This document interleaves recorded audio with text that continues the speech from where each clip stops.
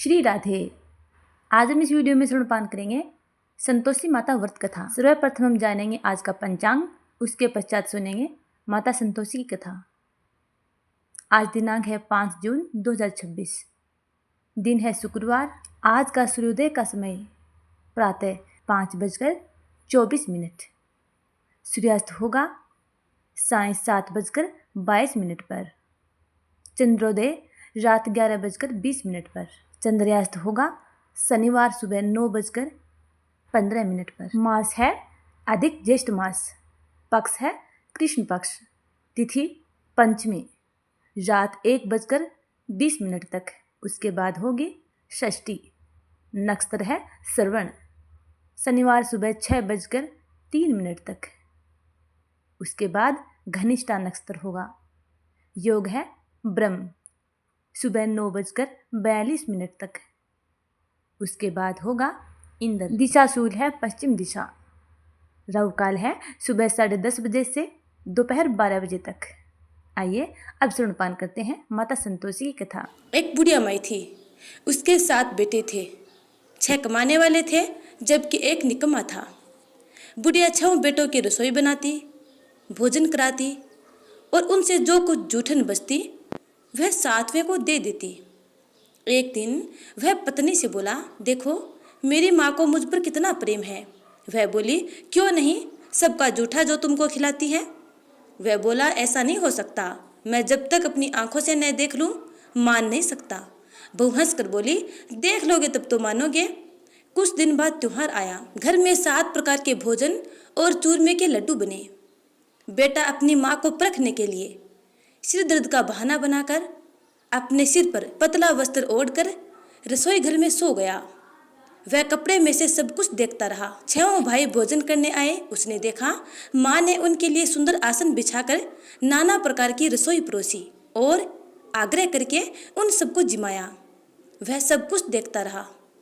6 भाई भोजन करके उठे तब माँ ने उनकी जूठी थालियों में से लड्डुओं के टुकड़े उठाकर एक लड्डू बनाया। जूठन साफ कर बुढ़िया माँ ने उसे पुकारा, बेटा 6 भाइयों ने भोजन कर लिया है, अब तू ही बाकी है, उठ, तू कब करेगा भोजन। वह कहने लगा, माँ मुझे भोजन नहीं करना है। अब मैं कहने लगा, माँ मुझे भोजन नहीं करना है, मैं अब परदेश जा रहा हूँ। माँ ने कहा, कल जाता हो तो आज चला जा। वह बोला, हाँ आज ही जा रहा हूँ। यह कहकर वह घर से निकल गया। चलते समय उसको पत्नी की याद आ गई। वह गौशाला में उपले थाप रही थी। वहां जाकर वह बोला, हम जावे परदेश, आवेंगे कुछ काल, तुम रहियो संतोष से, धर्म आपनो पाल। पत्नी बोली, जाओ पिया आनंद से, हमारो सोच हटाए, राम भरोसे हम रहें, ईश्वर तुम्हें सहाय। 2 निशानी आपन देख धरू मैं धीर, सुधी मती हमारी बिसराइयो, रखियो मन गंभीर। पति बोला, मेरे पास तो कुछ भी नहीं है, यह अंगूठी है सो ले और अपने कुछ निशानी मुझे दे दो। वह बोली, मेरे पास क्या है, यह गोबर से भरा हाथ है। यह कहकर उसकी पीठ पर गोबर के हाथ की थाप मार दी। वह चल दिया। चलते चलते वह दूसरे देश में पहुंच गया। वहां जाकर वह एक साहूकार की दुकान पर ठहरा और साहूकार से कहने लगा, भाई मुझे नौकरी पर रख लो। साहूकार को जरूरत थी। वह बोला, रह जा। लड़के ने पूछा, तनख्वाह क्या दोगे। साहूकार ने कहा, काम देखकर दाम मिलेंगे। अब साहूकार की नौकरी मिली। वह सुबह 7 बजे से 10 बजे तक नौकरी पर जाने लगा। कुछ दिनों में दुकान का सारा लेन देन, हिसाब किताब, ग्राहकों को माल बेचना, सारा काम वह अकेला करने लगा। साहूकार के 7-8 नौकर थे। वे सब चक्कर खाने लगे। यह तो बहुत होशियार बन गया। सेठ ने भी काम देखा और 3 महीने में ही उसे आधे मुनाफे का हिस्सेदार बना लिया। वह कुछ वर्ष में ही नामी सेठ बन गया और मालिक सारा कारोबार उस पर छोड़कर चला गया। इधर उसकी पत्नी को सास ससुर दुख देने लगे। सारे गृहस्थी का काम करा के उसे लकड़ी लेने जंगल में भेजते।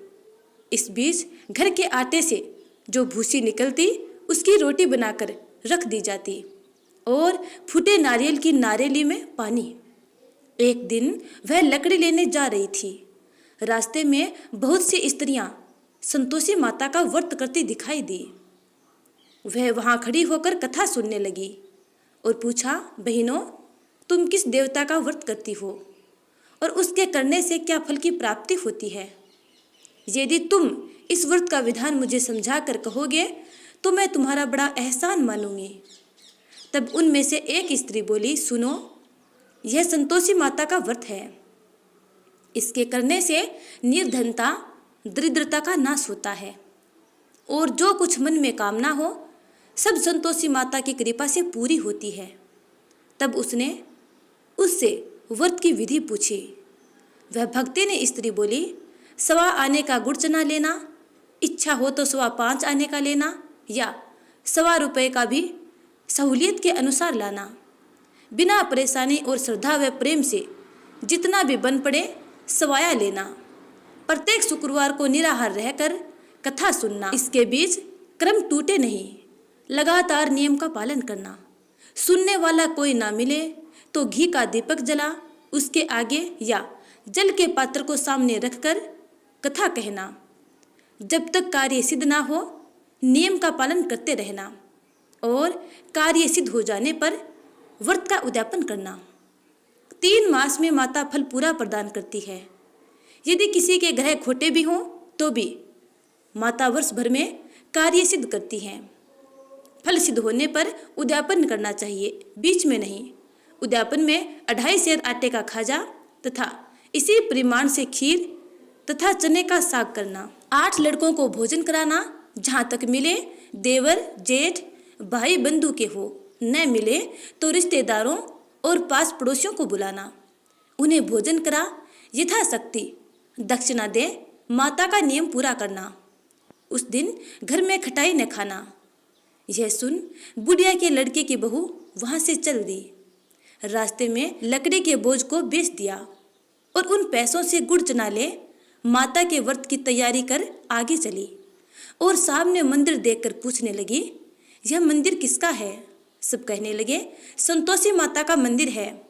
यह सुनकर माता के मंदिर में जाकर वह चरणों में लौटने लगी। दीन हो विनती करने लगी, माँ, मैं निपट अज्ञानी हूँ, व्रत के कुछ भी नियम नहीं जानती, मैं दुखी हूँ। हे माता, जगत जननी, मेरा दुख दूर कर, मैं तेरे शरण में हूँ। माता को दया आई। एक शुक्रवार बीता कि दूसरे शुक्रवार को उसके पति का पत्र आया और तीसरे शुक्रवार को उसका भेजा हुआ पैसा आ पहुंचा। यह देख जेठ जेठानी मुंह सिकोड़ने लगे, लड़के ताने देने लगे, काकी के पास पत्र आने लगे, रुपया आने लगा, अब तो काकी की खातिर बढ़ेगी। बेचारी सरलता से कहती, भैया, कागज आवे रुपया आवे, हम सबके लिए अच्छा है। ऐसा कहकर आंखों में आंसू भरकर संतोषी माता के मंदिर में आ मातेश्वरी के चरणों में गिरकर रोने लगी। माँ, मैंने तुमसे पैसा कब मांगा है? मुझे पैसों से क्या काम है? मुझे तो अपने सुहाग से काम है। मैं तो अपने स्वामी के दर्शन मांगती हूँ। तब माता ने प्रसन्न होकर कहा, जा बेटी, तेरा स्वामी आएगा। यह सुनकर खुशी से बावली होकर घर में जाकर काम करने लगी। अब संतोषी माँ विचार करने लगी, इस भोली पुत्री को मैंने कह तो दिया कि तेरा पति आएगा, लेकिन कैसे? वह तो इसे सौपन में भी याद नहीं करता। उसे याद दिलाने को मुझे ही जाना पड़ेगा। इस तरह माता जी उस बुढ़िया के बेटे के पास जा सौपन में प्रकट हो कहने लगी, साहूकार के बेटे, सो रहा है या जागता है? वह कहने लगा, माता, सोता भी नहीं हूँ और जागता भी नहीं हूँ, कहो क्या आज्ञा है? माँ कहने लगी, तेरे घर बार कुछ है या नहीं? वह बोला, मेरे पास सब कुछ है, माँ बाप है, बहू है, क्या कमी है? माँ बोली, भोले पुत्र, तेरी बहू घोर कष्ट उठा रही है, तेरे माँ बाप उसे परेशानी दे रहे हैं, वह तेरे लिए तरस रही है, तू उसकी सुध ले। वह बोला, माँ, मैं सब कुछ जानता हूँ, परंतु जाऊँ तो कैसे? परदेश की बात है, लेन देन का कोई हिसाब नहीं, जाने का कोई रास्ता नहीं आता, कैसे चला जाऊं? माँ कहने लगी, मेरी बात मान। सवेरे नहा धोकर संतोषी माता का नाम ले, घी का दीपक जला, माँ को दंडवत प्रणाम कर दुकान पर जा बैठ। देखते देखते तेरा सारा लेन देन चुक जाएगा, जमा का माल बिक जाएगा, सांझ होते होते धन का भारी ढेर लग जाएगा। अब बुढ़ी माँ की बात मानकर वह सवेरे नहा धोकर संतोषी माता को दंडवत प्रणाम कर और घी का दीपक जलाकर दुकान पर जा बैठा। थोड़ी देर में देने वाले रुपया लाने लगे, लेने वाले हिसाब लेने लगे। कोठे में भरे सामान के खरीदार नगद दाम दे सौदा करने लगे। शाम तक धन का भारी ढेर लग गया। मन में माता का नाम ले, चमत्कार देख, प्रसन्न हो। घर ले जाने के वास्ते गहना कपड़ा सामान खरीदने लगा। यहाँ काम से निपट तुरंत घर को रवाना हुआ। उधर उसकी पत्नी जंगल में लकड़ी लेने जाती है। लौटते वक्त माता जी के मंदिर में विश्राम करती है। वह तो उसके प्रतिदिन रुकने का स्थान जो ठहरा। धूल उड़ती देख वह माता से पूछती है, हे माता, ये धूल कैसे उड़ रही है?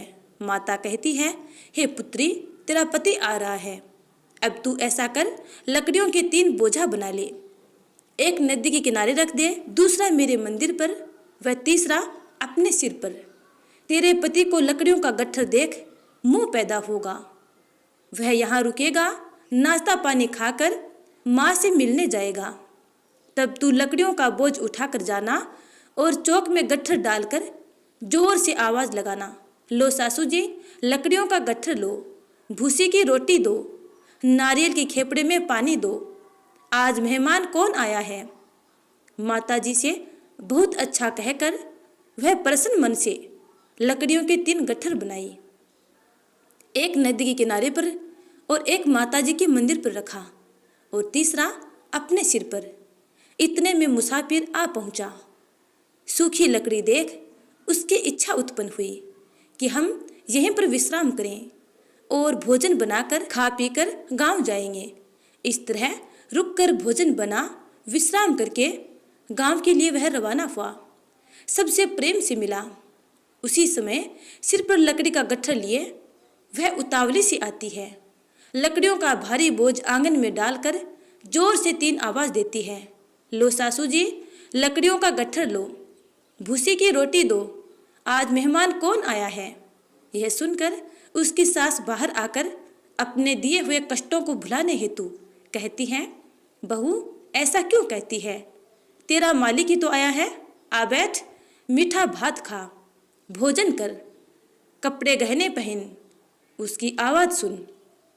उसका पति बाहर आता है, अंगूठी देख व्याकुल हो जाता है और माँ से पूछता है, माँ यह कौन है? माँ बोली, बेटा यह तेरी बहू है। जब से तू गया है तब से सारे गांव में भटकती फिरती है, घर का काम काज कुछ करती नहीं, 4 पहर आकर खा जाती है।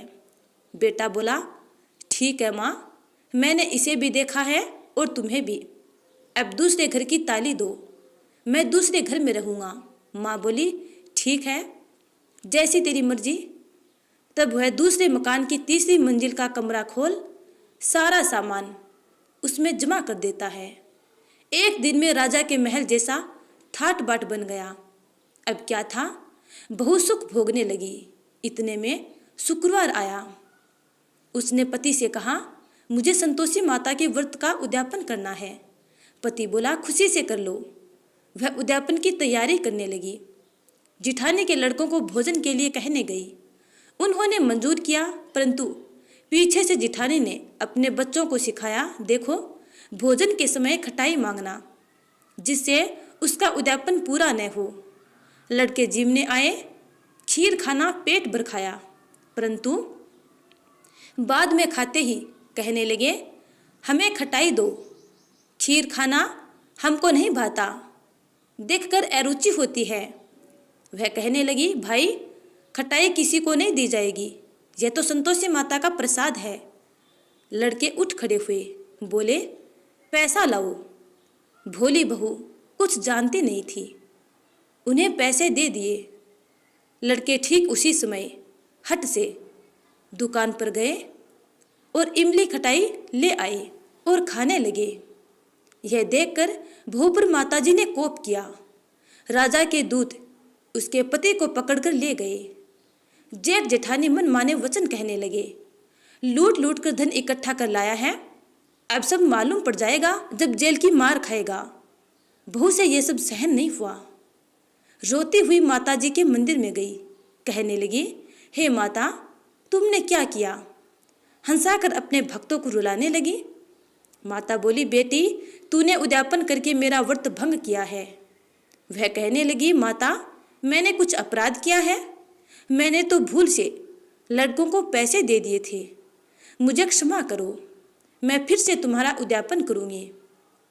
माँ बोली, अब भूल मत करना। वह बोली, अब भूल नहीं होगी। अब बतलाओ वे कैसे आवेंगे? माँ बोली, जा पुत्री, तेरा पति तुझे रास्ते में आता मिलेगा। वह निकली, राह में पति आता मिला। वह पति से पूछने लगी, कहाँ गए थे? पति बोला, इतना धन जो कमाया है उसका टैक्स राजा ने मांगा था, वह भरने गया था। वह प्रसन्न हो बोली, भला हुआ, अब घर को चलो। कुछ दिन बाद फिर शुक्रवार आया। वह बोली, मुझे फिर से माता का उद्यापन करना है। पति ने कहा, करो। बहू फिर जेठ के लड़कों को भोजन को कहने गई। जेठानी ने एक दो बातें सुनाई और सब लड़कों को सिखाने लगी, तुम सब लोग पहले ही खटाई मांगना। लड़के भोजन से पहले कहने लगे, हमें खीर नहीं खानी, हमारा जी बिगड़ता है, कुछ खटाई खाने को दो। वह बोली, खटाई किसी को नहीं दी जाएगी, आना है तो आओ। यह कहकर वह ब्राह्मण के लड़कों को लाकर भोजन कराने लगी। यथाशक्ति दक्षिणा की जगह एक एक फल उन्हें दिया। संतोषी माता प्रसन्न हुई। माता की कृपा होते ही 9वें मास में उसके चंद्रमा के समान सुंदर पुत्र प्राप्त हुआ। पुत्र को पाकर प्रतिदिन माताजी के मंदिर को वह जाने लगी। माँ ने सोचा, यह रोज मेरे मंदिर में आती है, आज क्यों न मैं इसके घर चलूं। यह विचार कर माता ने भयानक रूप बनाया। गुड़ चने से सना मुख, ऊपर सूंड के समान होठ, उस पर मक्खियाँ भिन भिना रही थी।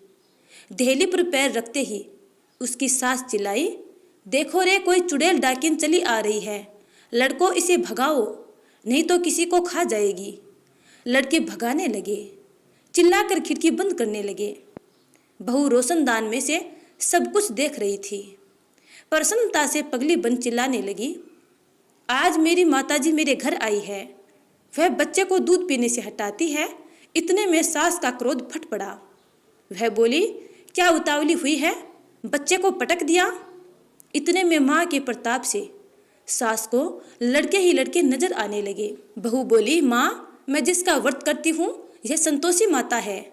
सबने माता जी के चरण पकड़ लिए और विनती करके कहने लगे, हे माता, हम मूर्ख हैं, अज्ञानी हैं, तुम्हारे व्रत की विधि हम नहीं जानते। व्रत भंग कर हमने बड़ा अपराध किया है। जगमाता, आप हमारा अपराध क्षमा करो। इस प्रकार वे सब माता संतोषी की पूजा आराधना करने लगे और शुक्रवार व्रत कर कथा श्रवणपान करने लगे। ऐसा करने से माँ संतोषी उन सब पर प्रसन्न हुई और उन सब की भी मंगल कामनाएं पूर्ण की। इस प्रकार बहू और उनके सभी परिवार के सदस्य इस पृथ्वी पर संपूर्ण सुखों को भोगकर अंत में वैकुंठ लोक को प्राप्त हुए।